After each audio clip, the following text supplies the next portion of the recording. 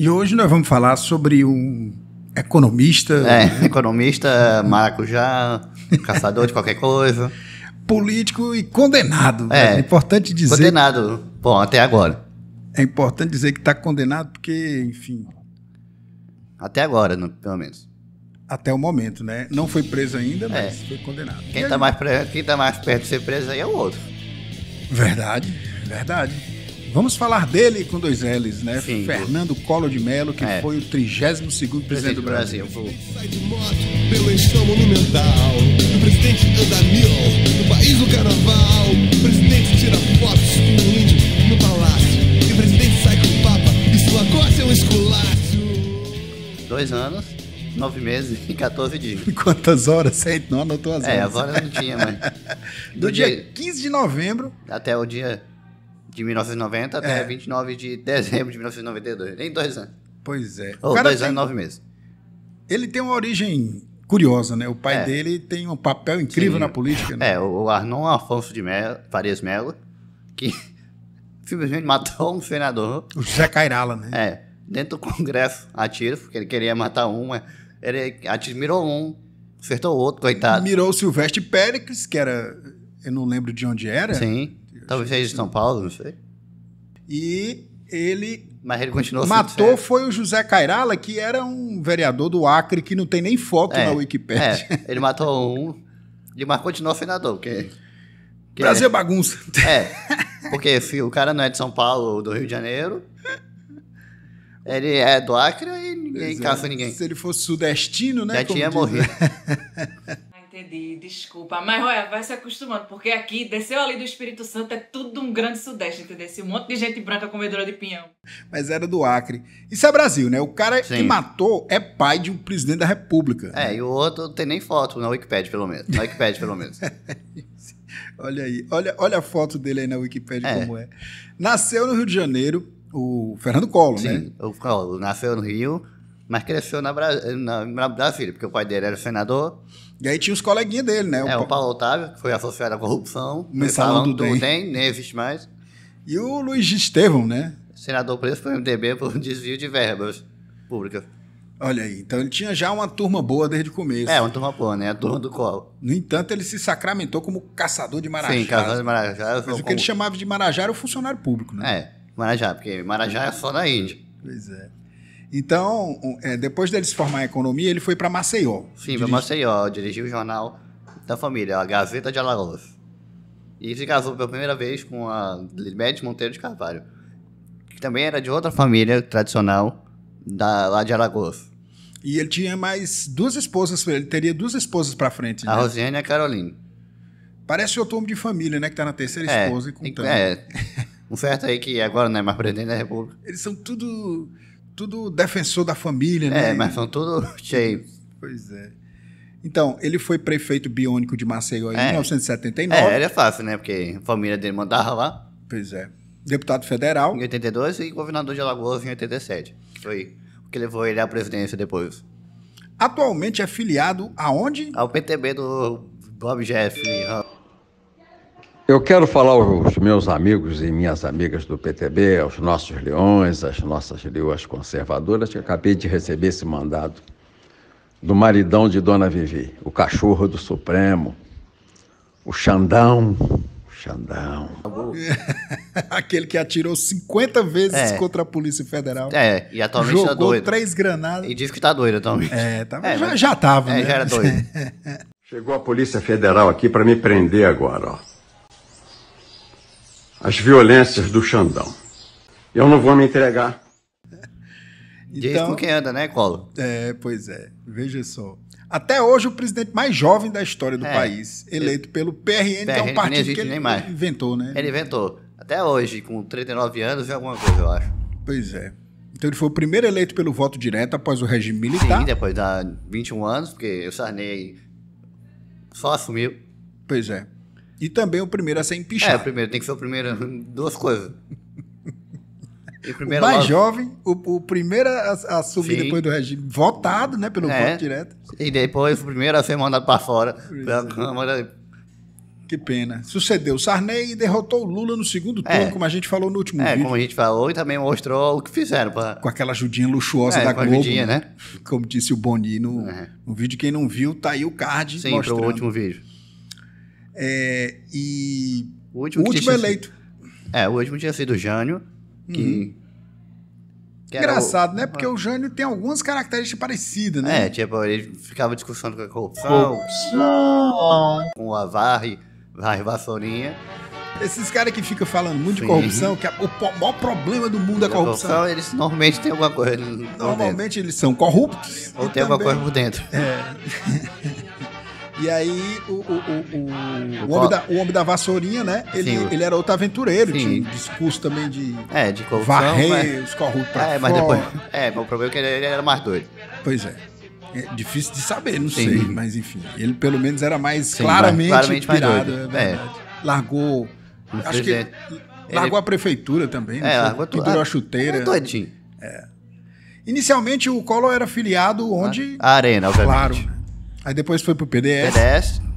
Onde foi eleito deputado federal. Mas apoiou direto. Porque, sinceramente, já não tinha mais clima de ditadura mesmo o PDS. Era inevitável que virasse a democracia, e virando a democracia, quem era a favor da ditadura... não podia ficar. E votou no Maluf, no Paulo Maluf, né? Contra Tancredo, porque ele foi padrinho do segundo casamento dele. O cara, olha só... Pelo menos o cara é fiel. Pouca merda não, é um balde cheio, né? Começou em Alagoas a construir a imagem de combater a corrupção e principalmente os altos salários, né? Que era os Marajá, como a gente falou, que ele citava isso porque, era o lema do Collor. Caçador de Marajá. Daí a gente botar caçador de maracujá, né? Como bem o Lula falou no debate. E como governador, ele reduziu a máquina pública, bateu de frente com os poderes legislativos e judiciários. Todo mundo. Parece alguém que a gente conhece, né? A diferença é que o Bolsonaro é o contrário.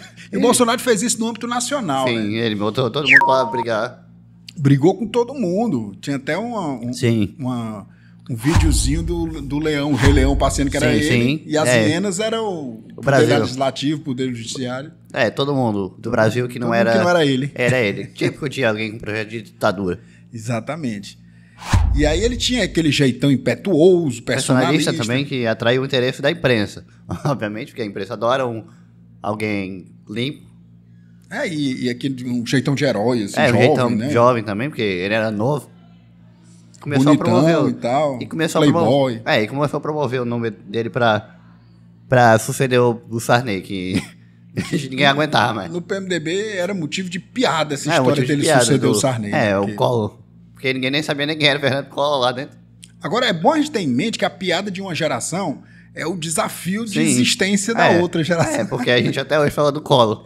E o Jair Bolsonaro era uma piada até um dia desse. Era uma piada até uns 10 anos atrás. E hoje em dia virou uma ameaça da democracia. Quase destruiu o país. Pois é. Bolsonaro! Mas aí ele se ofereceu para ser... Chegou no Ulisses, olha que o cara... Olha a empáfia. O cara doido, assim. Chegou no Ulisses Guimarães e falou isso, ó. Eu quero ser vice. Quero ser seu vice. Aí o Ulisses falou, cresce, apareça. Só faltou ter tacado a Constituição na cabeça dele. Infelizmente, o Ulisses pecou pela boca, porque ele teve menos de 3%, né? E também E depois o Collor... Depois que ele... levou isso na cara do Ulisses Guimarães, ele saiu e fundou o PRN. Exato, saiu do PMDB e criou sua própria legenda lá, o tal do PRN. O PRN nem existe mais. E aí começou a chamar o Sarney de o maior batedor de carteira. Da história. O maior batedor de carteira da história. Um contraste com a medida. Curiosamente, seria um contraste com a medida com a qual todo mundo sabe que o Collor até hoje é famoso por ter... Não é nem um spoiler, todo mundo sabe que ele roubou a poupança. Que ele roubou a poupança de todo mundo, como a gente vai falar. Pelo menos quem ganhava mais de 50 mil, quem tinha mais de 50 mil na poupança. 50 mil cruzeiros. Aí na esteira dos movimentos ultraliberais do final dos anos 80, como o Ronald Reagan e a Thatcher, a Dama de Ferro. Ele também defendia o Estado mínimo. E uma menor intervenção na economia. Se elegeu com esse papo e aí... Deu no que deu, né? Teve outra pessoa que se elegeu com Sim. esse papo, muito recentemente. Esse papo vai e vem, né? Vai e vem o liberalismo. De vez em quando fica imaginando, eu acho que dá pra fazer Sim, tudo pra sem poder, o Estado. Dizer que o Estado é mínimo. Aí tem um crash como a depressão de 1929, como aquela crise de 2008, e aí eles vão atrás do Estado, correndo. Mas enfim, as elites queriam alguém do PFL. Do PFL, do próprio PFDB, que na época era um pequeno... É o PMDB limpinho, né? E também o PSDB era um pequeno jovem partido. Porque... que agora morreu, né? Coitado. Falecido PSDB. E o próprio governo, tipo o PMDB, pra suceder o próprio Sarney. Porque... Pois é. Mas os candidatos dessas siglas não conseguiam decolar. Falar, tipo, enquanto os 2 candidatos de esquerda despontavam nas pesquisas. O Luiz Inácio, nosso vulgo presidente. Uma máquina de voto, sempre foi, né? Sim, o nosso vulgo presidente atual. O Bolsonaro só foi presidente porque prenderam o Lula. Prenderam o Lula. E também porque muita gente aí também deu uns apoiozinhos pra ele. Pois é. E o Leonel Brizola. E o Brizola, obviamente, né? Nosso conhecido, né? Não histórico já. O nosso Rambo, mas dos anos 60, que defendeu o Brasil com metralhadora na mão. Né? No Rio Grande do Sul. que era governador do Rio de Janeiro na época e já tinha passado essa fase. Pois é. E já era respeitado como governador, tinha aqueles programas CIEPS e tal. E também já era respeitado porque ele tinha uma história política danada nesse país. É verdade. Que é o homem pra ter feito bastante coisa. Pelo falecido, então... E é respeitado, a memória dele é sempre citada com deferência por qualquer político. Assim, o caçador de maracujá conseguiu o apoio da Globo. Né? Ressaltando que o caçador de maracujá é porque o Lula, no debate, falou isso dele. Você é um caçador de maracujá. Uma brincadeira que pegou e aí ficou na história. Ficou até hoje o Collor chamado de caçador de maracujá. O Collor hoje é condenado e o Lula hoje foi inocentado. E é presidente. Né? Ainda bem. E ele conseguiu o apoio da Globo e dos setores conservadores da classe média alta. E também os ricos, né? Porque o Lula, né? O Lula sempre ameaça eles, cabeça deles. E quem estava por trás do golpe de 64 era os Estados Unidos. Provavelmente as mesmas famílias no Brasil, né? Eu sou contra pobre nem nada. Agora eu venho pra praia do PP porque, eu tô aqui, junto dos meus, pô. Cobrava entrada. Tem que cobrar entrada. E também os Estados Unidos. Os Estados Unidos bancando tudo que é golpe, tudo que é cantar. Fazer o quê, né? Eu tenho um meme na internet que diz assim: seu ano de nascimento, onde os americanos estavam invadindo, né? Aí eu nasci em 73, eles estavam invadindo o Vietnã ainda. E eu no Afeganistão. Aí, olha só, ele evitava dizer que era de direita. Ele chamava de reformista. Poxa, mas esse discurso... Reformista cristão. Reformista cristão. Esse discurso também é muito conhecido. O simplesmente progressista também. De 2013 pra cá, os caras começaram a se dizer, não, eu não sou de direita nem de esquerda, não é direita, eu sou liberal. Liberal, reformista. É um negócio de coluna do meio. Progressista. Uma espécie de política baseada em evidência. Todo esse blá, blá, blá do liberal que termina com o pobre se lascando e o rico ficando mais rico, né? Sim. Nesse tempo, logo após o fim da ditadura, porque tinha acabado de sair da ditadura, ser de direita não pegava bem. Também porque... Mas hoje não tem nazista aí no meio da rua. Nem os nazistas têm mais vergonha que dirá a pessoa de direita, né?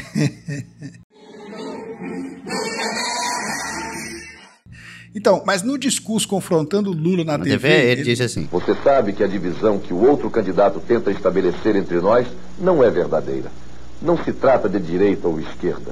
Essa discussão está sendo enterrada sob os escombros do Muro de Berlim. A correta divisão que me separa do meu adversário é uma só. É uma ideia nova contra uma ideia velha.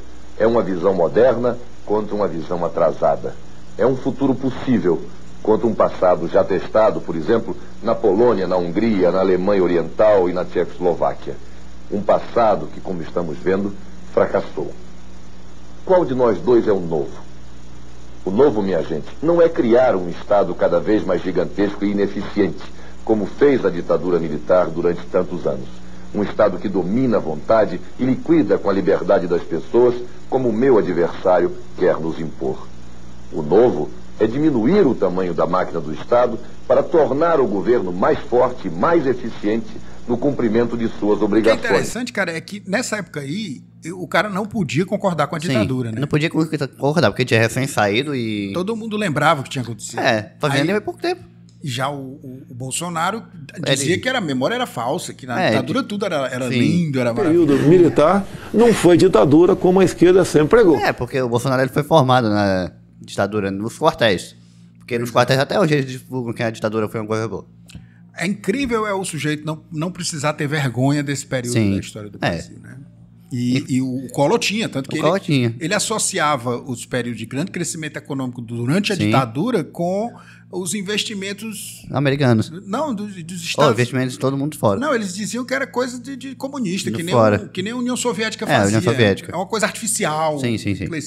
Não que não tenha sido, né? Não tem, foi. Mas enfim, alguém já ouviu falar nesse discurso recentemente? Muito recentemente. O tom anticomunista. Gente como Lula é comunista? Pode ser considerado como comunista? Era claramente de direita, até hoje. Era o mesmo direitista, só que mais ajeitadinho, mais limpinho, né? E os tempos exteriores hoje, principalmente o Collor, né? Como esse vídeo aí vai mostrar pra você. Dele gritando Bolsonaro. Bolsonaro! O Collor acusava o Lula de ser comunista. Acusava o Lula de comunismo, como até hoje acusa o coitado. Que ele ia confiscar suas propriedades. Até mesmo a caderneta de pessoas. Como é que pode o cara falar exatamente uma coisa e fazer exatamente o contrário? Isso é a cara do Brasil. No dia seguinte, assim que ele tomou posse, no dia seguinte. Mas, enfim, os brasileiros tão suadamente conquistaram o seu próprio dinheiro e o Lula vai tomar a sua caderneta. Lula vai tomar. Se ele ganhar, ele é comunista. Porque ele é comunista, porque ele é barbudo. Ele é velho, eu sou novo. Quer dizer, o Lula não era tão velho, mas era mais velho que ele. Porque o Collor é novo ainda. Novo questão de idade, porque o Lula tem 77 hoje. Pois é. O Collor deve ter uns 70. É pouca coisa mesmo. Mas o Collor era bem mais jovem. Na época ele tinha 38, 39. Usando, inclusive, ataques pessoais contra Lula. Né? Com a ajuda da Rede Globo, como a gente mostrou no vídeo, né? Que foi confessado, não entendo como até hoje. Nunca apuraram isso aí. Não deu em nada e é passado e não dá mais em nada, porque eu acho que até prescrever já prescreveu, mas enfim, eles deram mais tempo na edição do debate. Do Jornal Nacional. Nós fomos procurados pela assessoria do Collor, e o Miguel Pires Gonçalves aqui viu que eu desse alguns palpites, e eu achei que a briga do Collor com o Lula nos debates estava desigual, porque o Lula era o povo, e o Collor era a autoridade. Foi exibido no Jornal Nacional, de 14 de dezembro de 1989. Dias antes da eleição, no dia 17, 3 dias antes. E venceu Lula no segundo turno por 53% a 47%, ou seja, apertado. Até hoje as eleições mais ou menos apertadas, é difícil. Hoje em dia ser tão folgado, tipo... Você vê, o Lula com o Bolsonaro na última foi... Apertadíssimo, foi das mais apertadas. Foi mais apertado, decidida por um povo, praticamente. Mas enfim, usando... É importante a gente lembrar como era o Brasil nessa época. Né? Era um Brasil de massiva inflação. A gente pensou que era um ano, Eu quase pensei que era um ano. 1972,91% ao ano. Ou seja, isso aí praticamente muda uma coisa, mudou depois, mudou lá 50 segundos. Mas é um negócio muito maluco. Por isso o presidente elegeu como prioridade a luta contra a espionagem funcionária com o plano Brasil Novo. Opa, já ouvi esse negócio de Brasil Novo algumas vezes. Conhecido como o Plano Collor, né? O Plano Collor.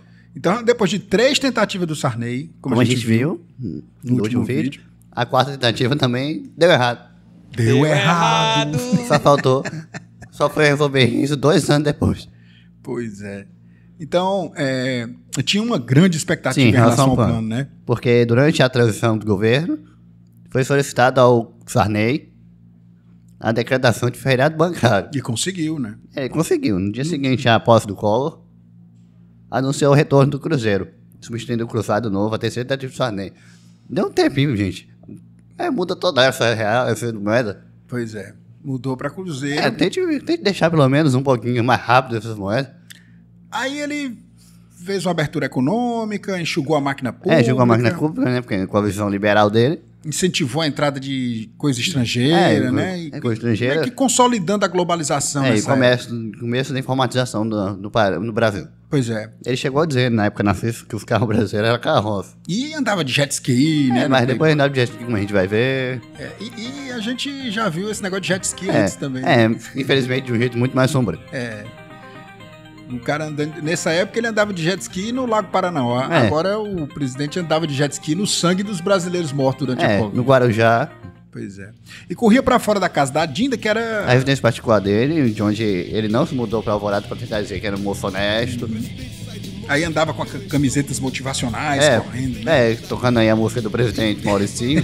Do Lobão. Do Lobão, dos anos 90, da época do Collor. Não que a gente seja fã do Lobão, mas não histórico, que a gente não sabe dele, mas é fazer o que a gente sempre bota alguma coisa da época.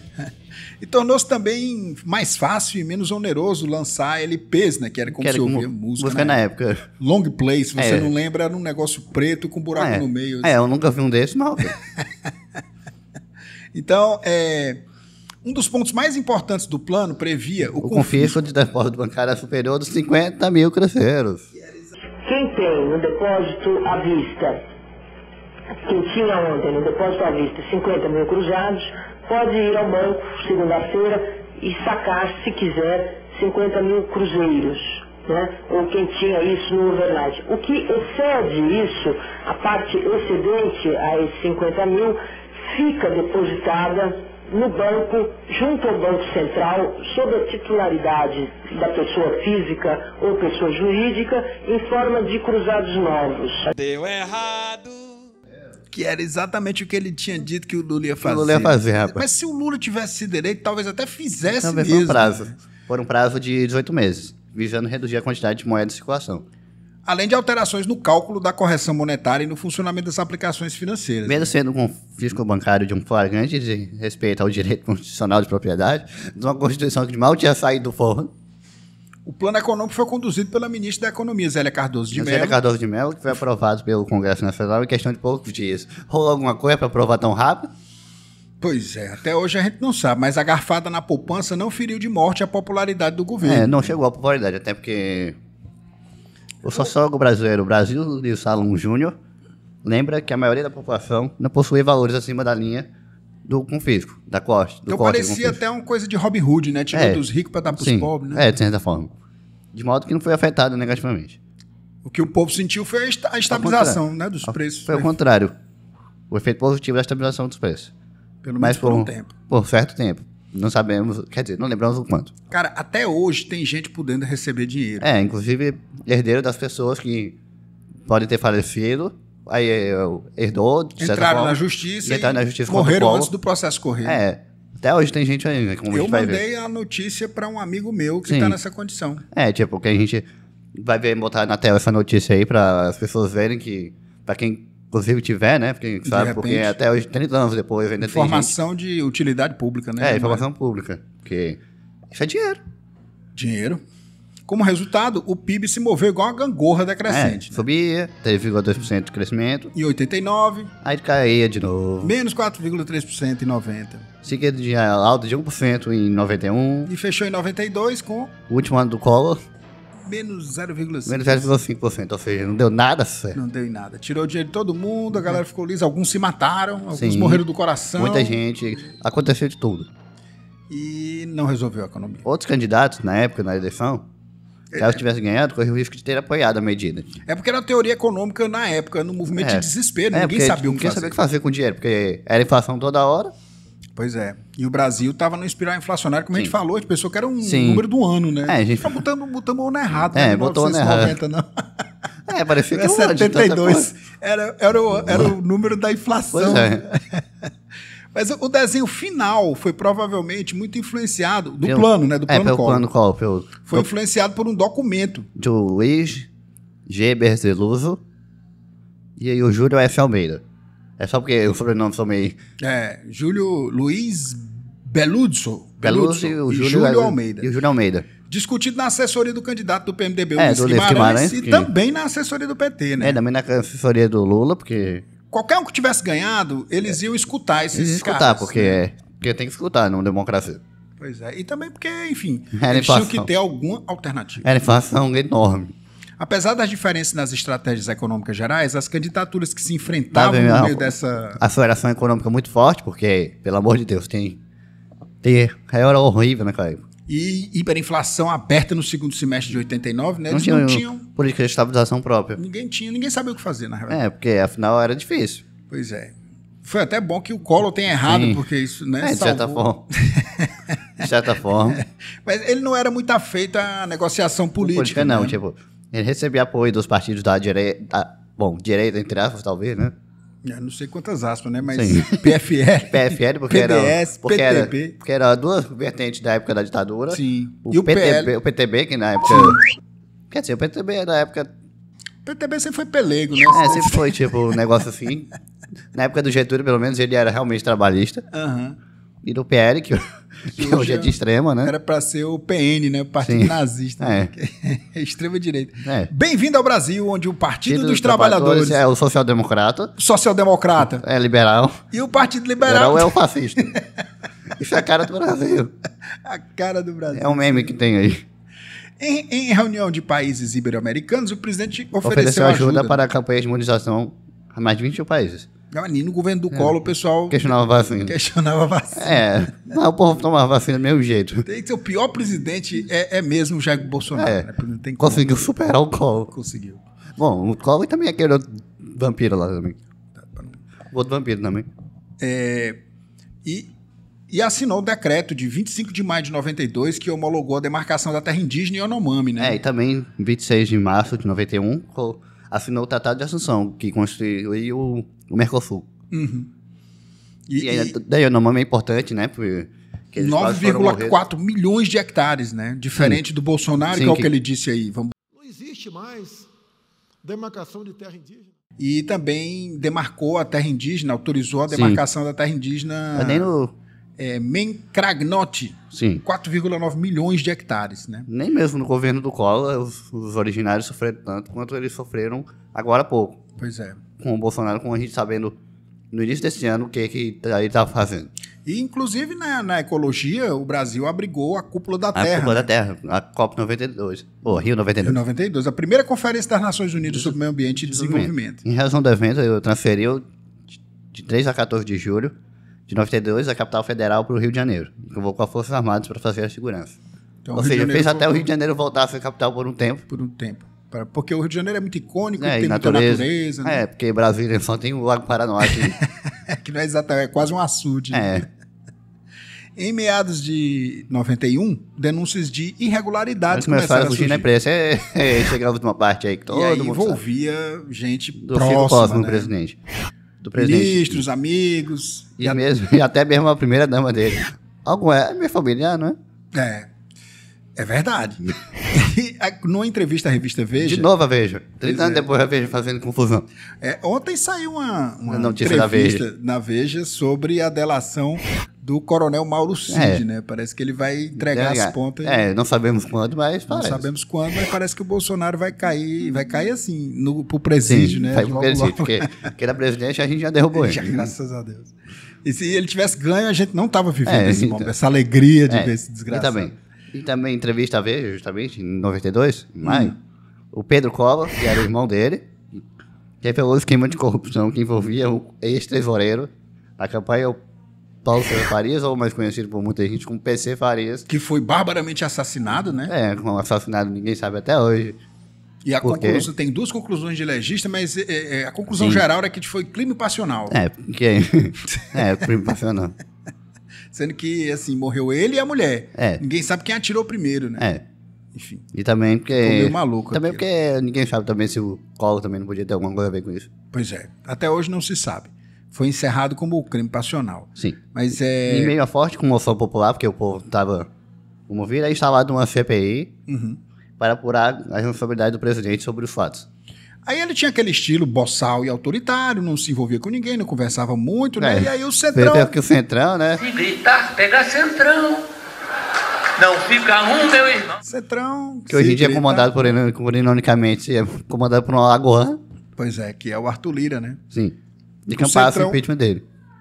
Mas aí podia ter ficado só restrito aos partidos de esquerda, né? Collor achava que quem controlava o executivo era ele tinha mania dessa, porque... Também porque ele só tinha sido governador de Alagoas, que é facilmente manipular. Achava que não tinha que compartilhar com o parlamento. Era uma espécie de Bolsonaro ao contrário, né? Porque o Bolsonaro foi entregar o país. É importante ter em conta o que está acontecendo no Brasil. Nem o doutor Ulisses Guimarães, que foi presidente da Constituinte e presidente da Câmara ao mesmo tempo, tinha o poder, sabe, na Câmara dos Deputados, que tem o presidente da Câmara atual com uma coisa chamada orçamento secreto, que é a maior vergonha deste país. Entregou o controle financeiro na mão do Arthur Lira através daqueles orçamentos secretos. Esse orçamento e também só sendo a rainha da Inglaterra. Quer dizer, nem a rainha, mas porque rei da Inglaterra atualmente.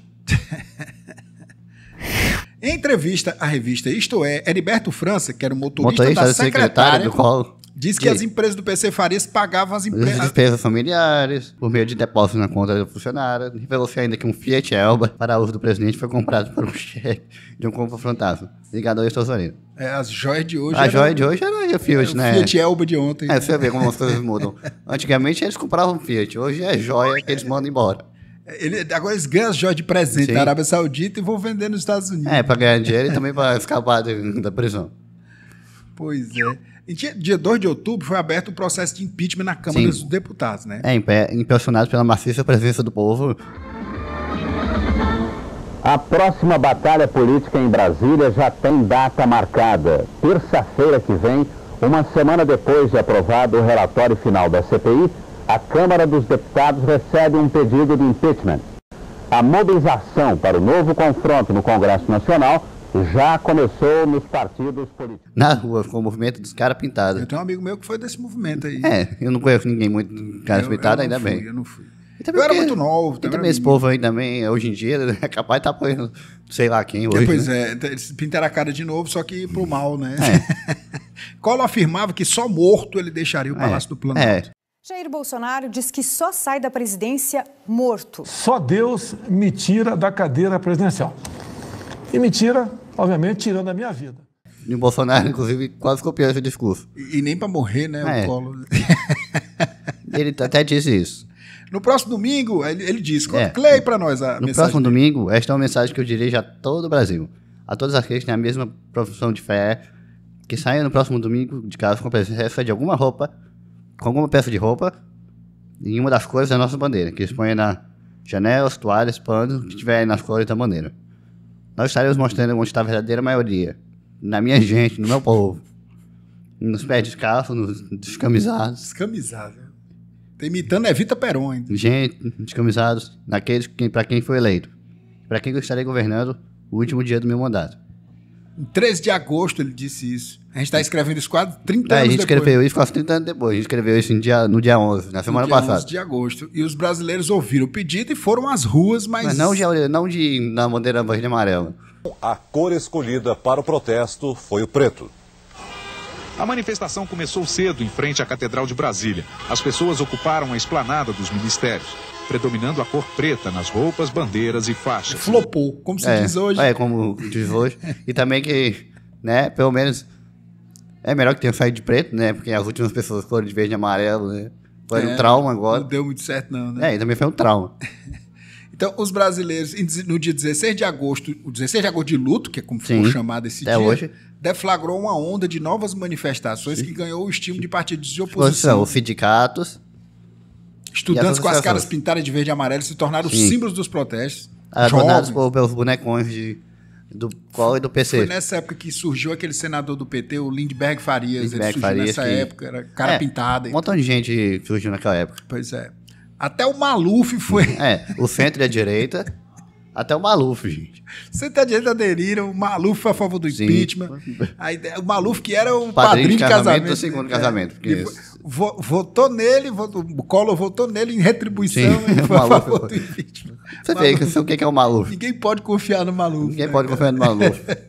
Mas a ideia colocou o patriotismo de um modo muito diferente do que aconteceu mais recentemente. Ficou... Porque hoje em dia patriotismo é extremismo. Ficou quase assim um patriotarismo, né? Sim. Assim. Do lado dele se manteve só uma pequena tropa de choque. Folclórica também. Liderado pelo deputado Roberto Jefferson. Mas Bob tão folclórica que você imagina quem. Você imagina quem é. Esse cara tá em tudo. Virou tropa de choque. Fazer o quê?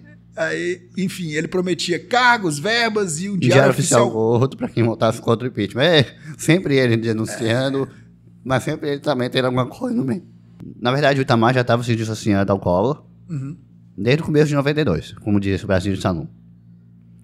Rompeu com o partido do presidente. Rompeu, né? Porque, sinceramente, não sei nem quem tinha mais, além do Collor, aquele partido. E a partir de agosto começa a discutir o seu governo. Começou a discutir o governo dele, porque praticamente era certo. Então o Itamar estava costurando por dentro, né? Então os partidos que apoiavam ele não apenas viam como era difícil manter o apoio a ele. O Collor, porque o Collor, sinceramente, não sabia negociar.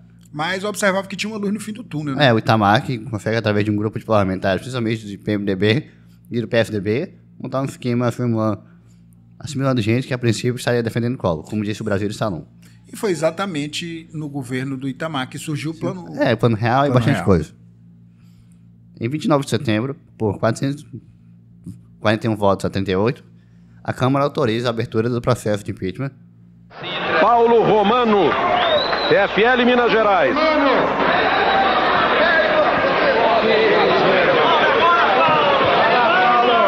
Senhor presidente, pela ética, PFL mas Minas em Gerais. nome dessa casa e do povo brasileiro, saibamos ser coerentes. Meu voto pela dignidade, por aquilo que Minas Gerais representa, é sim. 336 votos. Passou o impeachment pela Câmara dos Deputados neste momento. E aí, isso implicou no afastamento temporário dele. É a decisão final do processo pelo Senado. O julgamento definitivo. É a primeira vez que fazia isso na história. Então, já era uma coisa inédita na política brasileira. Na nossa história, né? E na nossa história também. E assim, o julgamento definitivo começou em 29 de dezembro. Mas numa tentativa de escapar da suspensão dos direitos políticos, por 8 anos, o Collor renunciou ao mandato, né?